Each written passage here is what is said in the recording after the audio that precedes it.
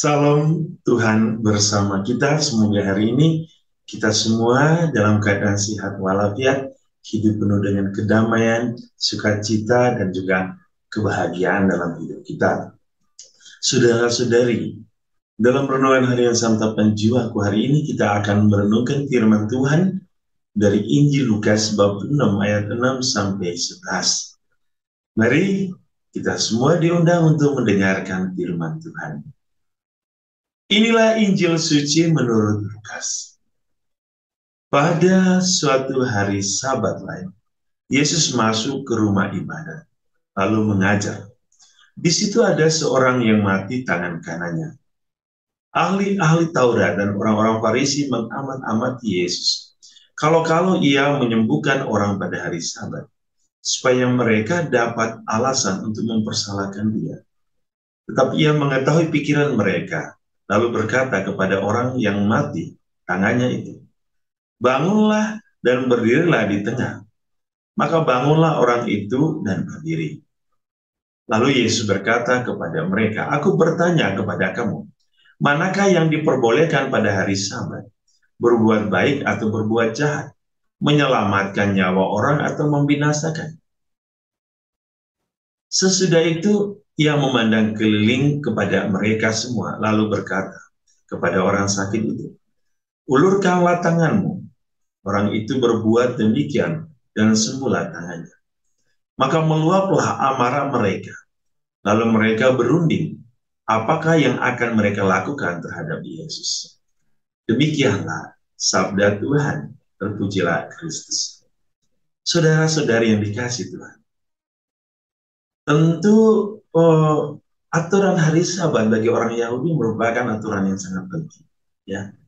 Aturan yang sangat-sangat ditekankan oleh mereka, yang harus diperhatikan, bahwa hari Sabat adalah hari di mana mereka semua beristirahat dari segala sesuatu, dan mereka memberikan kesempatan hari itu untuk Tuhan. Kalau kita berbicara bahwa hari itu menjadi hari yang begitu penting bagi Allah, maka siapakah Allah itu? Itu hal yang paling mendasar. Kalau kita memberikan kesempatan hari Sabat, hari-hari kita untuk Allah, maka siapakah Allah itu? Ya, kita harus tahu bahwa Allah itu Maha Kasih, Maha Cinta, Maha Rahim. Dia mengampuni, Ia menyembuhkan, Ia mengasihi manusia, Ia menyayangi manusia.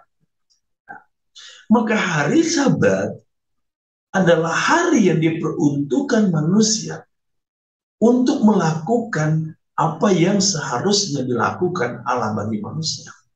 Yaitu ketika Allah adalah Allah yang mengampuni, pada hari Sabat kita harus mengampuni. Jika Allah adalah Allah yang menyelamatkan, maka kita juga harus melakukan itu. Jika Allah adalah Allah yang penuh cinta, kita lakukan. Yesus hari ini melakukan sesuatu pada hari Sabat, yaitu menyembuhkan seseorang yang tangan kanannya lumpuh atau mungkin sudah tidak bisa bergerak. Lalu dianggap oleh orang Farisi dan orang-orang ahli Taurat sebagai pelanggar. Saudara-saudari, kebaikan itu tidak dibatasi oleh waktu. Kebaikan harus dilakukan. Karena apa? Tujuan dari kehidupan orang beriman adalah keselamatan jiwa. Kalau kita mengatakan aku mencintai Allah, aku mengasihi Allah, tetapi kita tidak mampu menyelamatkan seseorang dari kehidupannya, tidak bisa menyelamatkan seseorang dari kematiannya, tidak bisa menyelamatkan orang dari kehancurannya, maka apalah arti hidup orang beriman?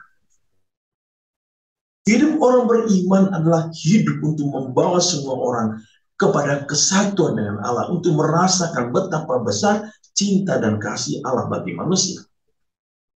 Kehidupan orang beriman, kalau dia mengatakan saya orang beragama dan beriman, hidupnya adalah hidup untuk membuat dunia ini menjadi damai. Ia bukan menjadi otak provokator. Ia bukan memaki-maki orang lain. Ia bukan membunuh orang lain. Dia tidak meremehkan orang lain. Dia tidak menjelekan orang lain. Sebab orang-orang yang melakukan hal yang buruk, baik dan kejahatan, baik dengan pikiran, hati, jiwa, dan mulutnya, ia bukan orang beragama. Ia tidak beriman kepada Allah. Ia adalah manusia dunia yang hanya menyembah kepada dunia.